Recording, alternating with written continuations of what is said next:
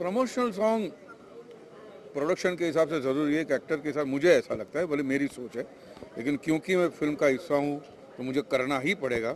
मैं कितना भी चाहूँ दूर रहूँ, लेकिन करना ही पड़ेगा। लेकिन मुझे लगता है कि ये ज़रूरी नहीं है, मुझे ऐसा लगता है। इस कहानी का दूसरा पहलू ये भी है कि अगर आपने कभी खोटा काम किया, कभी झूठ बोला है, तो झूठ आपका कभी पीछा नहीं छोड़ेगी, कहीं ना कहीं से तो आपको पकड़ ही लेगी। ये भी कहानी का एक पहलू है।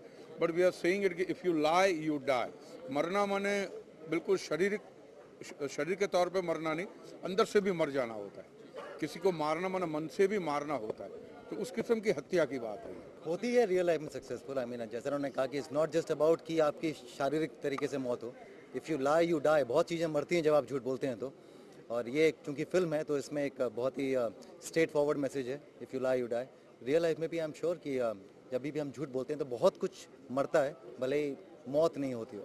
I'd say that it's extremely ideal if you couldn't lie, but somehow it's become popular to be negative now. It's almost boring if you're honest and if you're good natured and everything. So I think in the world right now, it is very normal to lie. So you can philosophize about lying and telling the truth, but just how it is these days, I think.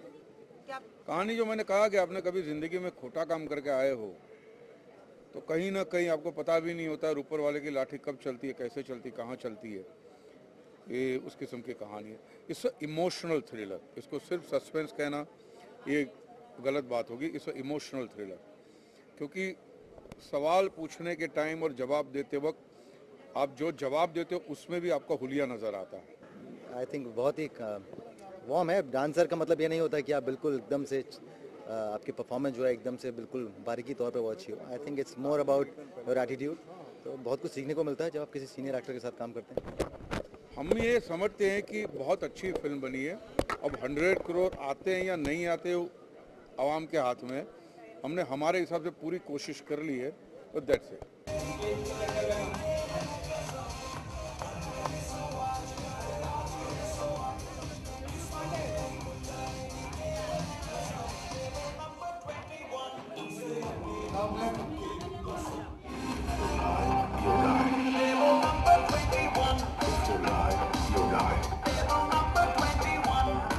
Down, guys.